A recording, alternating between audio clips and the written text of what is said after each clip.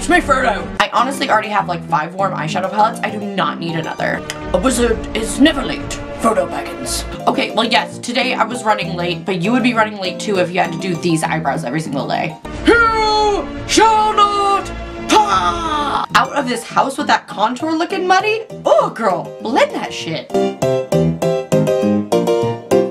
Everybody, and happy almost Halloween. Welcome to my second Halloween tutorial of this season, and today I decided to go for GLAMDALF the Gray. Now I do have to say that this was originally inspired by this woman, whoever she may be. I have no idea. I will try to find her and like maybe tag her on Instagram or something. She did a sexy Gandalf look about a year or 2 ago and it just popped off, and so I really wanted to do like a sexy Gandalf, but I wanted to do like a glam as fuck Gandalf. So hence GLAMDALF the Gray was born. Now you could totally use this eye makeup for like a million different things, but y'all know I am a giant Lord of the Rings nerd. I love Lord of the Rings. It's one of my favorite movie series. I have a Lord of the Rings tattoo.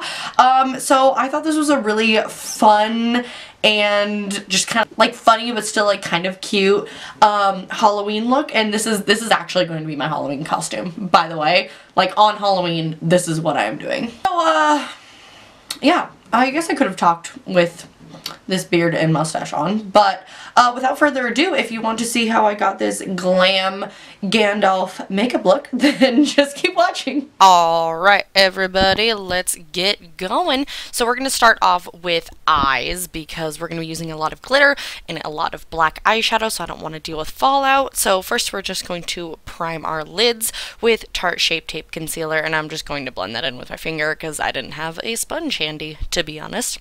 Then the first color we're going to go in with is just a light gray. This is Bedrock by Makeup Geek, and I'm just going to take that on a fluffy blending brush. This is the Sigma E40, and I'm just going to really build this up. First going to apply some tape because I really want a sharp wing and I really want to drag shadow out like towards my temples, so this really helps keep it clean. Anyways, Sigma E40, going to keep blending that kind of mid-tone lightish gray out as my transition color, and like I said, I'm really dragging this color out almost to my temples because we want Gandalf to have a fierce eyeshadow look today, if you know what I mean. So I'm basically going to just layer that up and build it up in my crease. Then I'm going to take this slightly darker one. This is called Concrete Jungle, again from Makeup Geek, and I'm going to take it on this Makeup Geek, I think it's called the Pointed Crease Brush, but basically it's just a smaller blending brush, and I'm just going to take that lower in the crease, but I am going to continue to build up this color and really blend it out as I go because we really want to build a lot of depth in the crease. Then I'm going to take that same brush with black eyeshadow. This is the black from the Kat Von D Shade and Light palette, my favorite black, and I'm just going to again drag this through the crease. You don't have to be too careful because we will go in with concealer to really clean up the lid, but just want to start really darkening that crease up, and I'm just using, like I said, a small, very detail-oriented blending brush. Then I'll just go in, and I really am packing this black on because again we really want to build depth and make sure that it really just stands out. Then I'm taking a little bit of concealer on just a flat brush, and I'm just going to carve out my crease, kind of, you know, cut my crease, pack it all over the lid so that way we get a nice clean base and a nice sharp line for our cut crease. Then I'm going to take just a silver eyeshadow. I don't remember what this one is called, but I will have it linked down below. But just any true silver eyeshadow, and I'm basically going to set the concealer or just, you know, pack that as my lid color from inner corner to outer corner. We are putting a pretty thick glitter over this, but it just adds to have another base. Then I'm going to take this slightly darker silver and I'm going to pack that on the outer part of my lid. So I will take this all the way from about the outer middle of my lid to the end of my eye, if that makes any sense. Then I'm just going to start packing black eyeshadow on to the outer corner of my eye. This is just a Sigma like little detail pointed blender, and I really am packing it in that outer corner. This helps make the eyes look bigger, and the tape really gives us a good kind of way to pack on black and make our eyes look bigger, but still give us that sharp line so we don't get messy. So again, I'm just packing on the outer corner and then dragging that a little bit through the crease, just to keep with the depth. And then I'm just going to go back and make sure there are no harsh edges and just take my blending brush and run that through my crease real quick. Then I'm taking a matte white eyeshadow. This is White Lies from Makeup Geek, just a matte white eyeshadow. I'm going to add a shimmer shade on top of it later, but just to kind of clean up and make the brow bone pop, I just decided to add that right now. Then I'm going to take this NYX glitter and my Eye Candy Liquid Sugar Adhesive. I wish I would have used a different adhesive, so maybe grab the NYX Glitter Primer. I've heard really good things about that. This one just kind of made the glitter a little bit patchy and just didn't go on as nicely, and I'll have the name of the glitter linked down below. But I'm just going to pack that on. Right before it dries, I will go back in with that little blending brush to make sure there's no glitter in the dark crease, because, you know, we don't want glitter in our dark crease. And overall, I'm just going to pack that on the lid. This is a kind of holographic silver. You're free to do whatever color glitter you want, but that's the one I chose. Then I'm going to take the NYX Matte Liquid Liner and I'm going to do a hell of a wing. I wish, again, this line in my crease got a little bit chunky, as you'll see towards the end of the video, because I kept trying to go back and fix it and make it thicker, but it just ended up making it chunkier.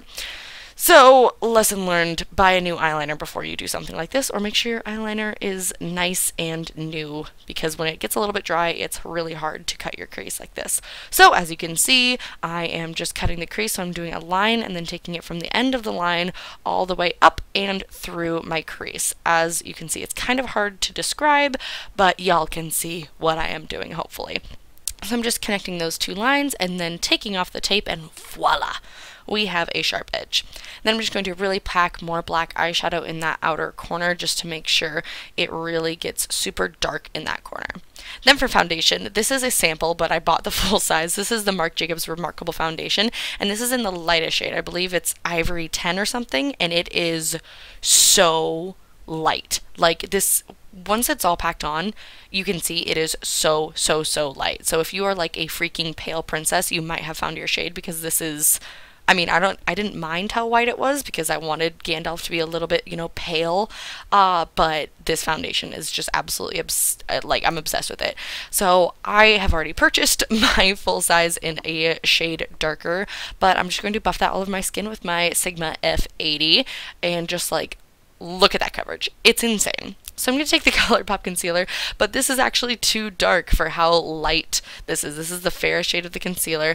It doesn't really matter because once we blend it on and put on like contour and bronzer and all that, you can't tell that the concealer is not the right shade for the foundation. So we're just going to ignore that. And then I was also noticing that every setting powder I was using for my under eyes was too dark. So I ended up having to go with the NYX contour palette and took the matte cream shade because that was really like the only one that I had that was light enough. So I'm just setting kind of my T-zone area. Then I'm going to set my whole face with the Japonesque Kumadori loose setting powder. Like seriously, look at this coverage. And all I did was tap my brush into the cap of the little sample jar. That's all I did. And I got that much coverage. Anyways, we're moving on. I'm going to take the NYX Blush in Taupe, super cool toned contour, and this is just a BH Cosmetics little domed face brush, and I'm just going to contour my cheeks and also contour my nose a little bit. I know in the movies Gandalf has a huge witch, warlock, wizard nose. We're not going for that. We're going for a snatched nose. Then I'm going to take the Makeup Geek Cool Porcelain Contour. I want to keep this whole look very cool toned. I didn't want to add too much warmth, especially with how pale the foundation was. So I'm just going to use that as my bronzer and just go all over my skin. This is an EcoTools little kind of like blush brush.